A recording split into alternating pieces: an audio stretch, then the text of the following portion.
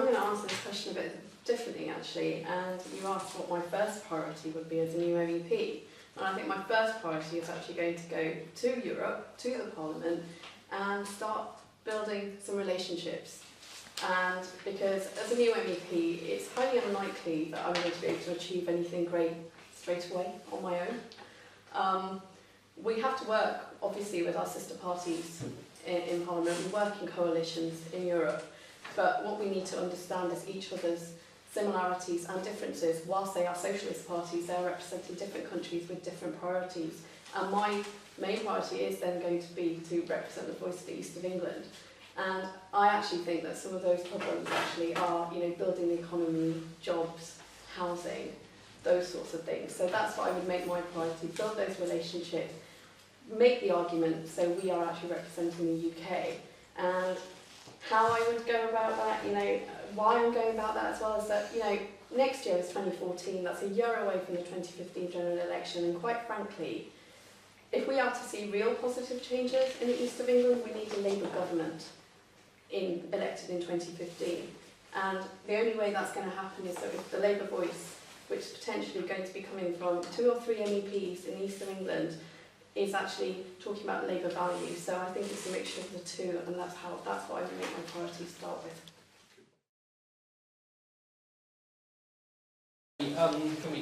From Abbey Ward here in Cambridge, right? My question is, what would you do if you get elected to develop a more integrated Europe-wide strategy for dealing with aggressive tax avoidance by corporations and wealthy individuals? I was going to talk a bit about what Chris was talking about, and that is actually one of the ways forward, but I think actually Europe has a very important role to play because a lot of the companies that we're talking about are individual. We're dealing with multinationals on a global level, and the only way you can actually make that happen is all the countries within Europe and even globally working together to actually sort that out, and that is really, really important, and I think Europe has a much mightier might to do that. I actually support the financial transactions tax. I think that should be brought in by Europe. I'm pleased to say that European Parliament has already voted for a cap on bankers' bonuses. It's just a shame we couldn't do that here faster. But I think if that's happening, I think it's possible to actually then look at tax avoidance and making sure that these big multinationals actually pay what they're worth. Because you see it, you order something from Amazon and it comes from Spain. Why is it coming from Spain? Because actually they pay less tax there.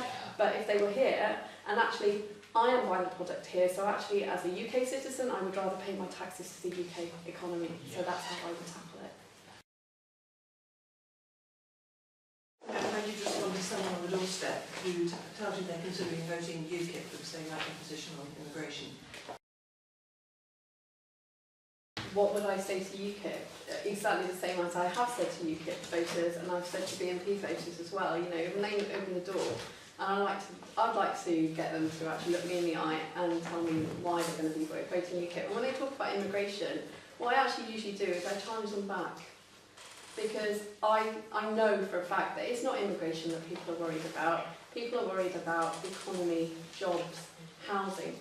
They're the things that are actually worrying them. It's not necessarily immigration. And once we start actually having that conversation, it is actually possible, and I have done it, to convince them that actually only Labour will stand up for them, not the other parties. I think it's actually very easy, it's almost they're kicking back and saying, we're just going to vote UKIP. But I have challenged voters on the doorstep, and that's what I will say. I will continue doing that, because actually I think it's the diversity of this country that makes it such a rich and lovely place to live, actually. And I was born here, my parents weren't, but I am British. So tell me that immigration is a bad thing.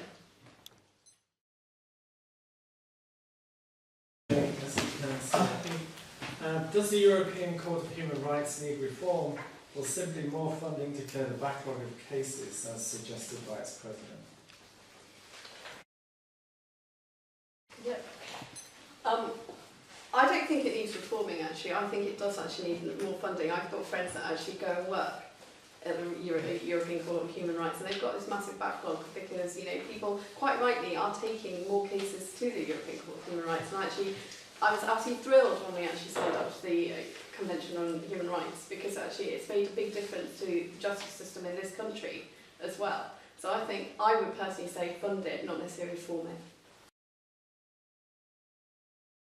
Given the latest polls showing a slight prevalence of out voters in any prospective referendum, how would you persuade people A, to vote in the Euro elections, and B, staying in is the right thing to do? I'm going to answer your second question first, which is, is staying in the right thing to do? And I actually really think that we should not make next year's elections about the referendum. That's going to be decided at another point. I think we have to focus on what the European election's about. And how I'd go about doing that is actually talking to people about the benefits of being in Europe. And actually, at a very, very basic level, not throwing loads and loads of facts and figures, because actually, billions and millions and hundreds of thousands don't mean anything to a lot of people. And, I'm just going to give you an example of a conversation I had with somebody last week, my window cleaner, who was dead set, he doesn't agree with Europe, he wants to vote UKIP, we need to be out. And I just said to him, do you know what, Andy? I said, shall I just tell you as it is? I said, do you know what, if we leave Europe, everything's going to become more expensive, it's going to hit you in your pocket. And he was like, why? And, I explained the fact that all our aid, all our global trade happens because of Europe. Even the US have actually, they use us as a platform to trade with Europe. The BRIC countries, Brazil, India, China, they've all said that they won't trade with us, and we have to stay part of Europe to make that trade happen. And because of that trade happening, we've got opportunities in Europe, and they obviously bring opportunities back to the east of England. So actually it's a simple conversation.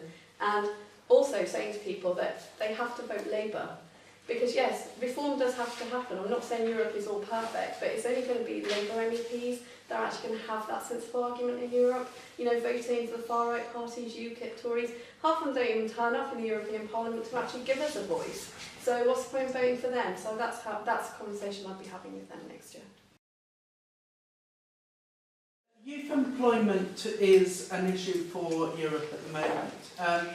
How would you help to tackle this issue, and how would you help to ensure that I'm not a member of another lost generation of young people?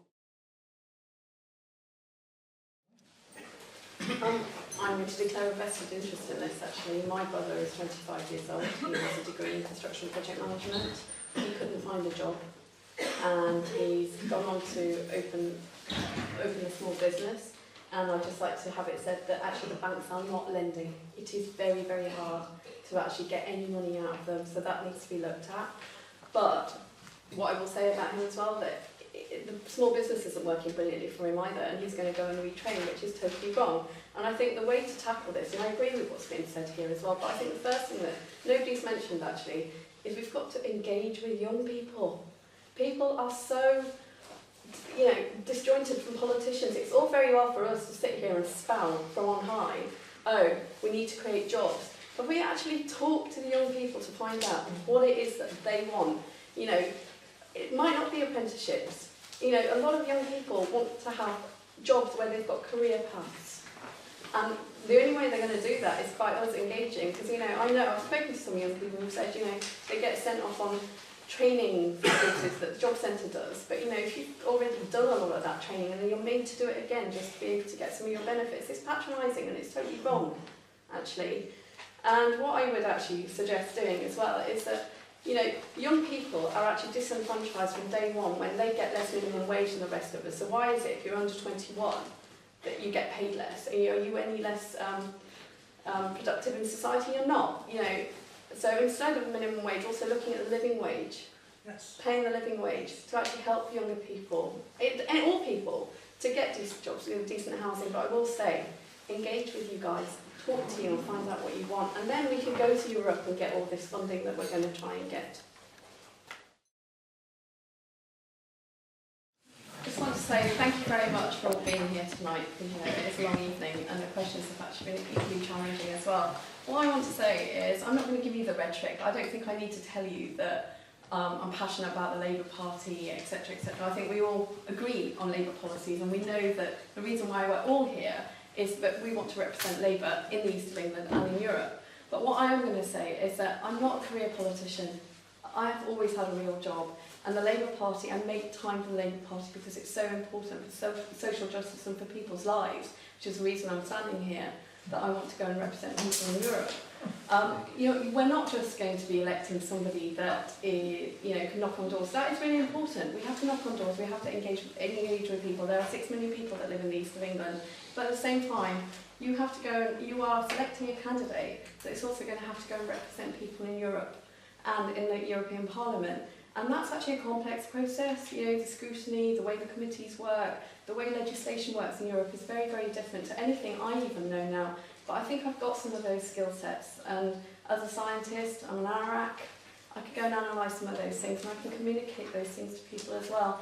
And I will fight for people as well. I'm a little bit of a, I'd say a little bit of a dog when it comes to, red rag to a bull. If I'm angry about something, I will actually go and speak up, and I will challenge people back as well. I won't just be sitting there. And I'm not just doing this to further my career in the Labour Party, because I actually care about the East of England, and I think I can deliver for the people of the East of England. So I humbly ask you that you will support me as your number one candidate in the ballot. Many thanks.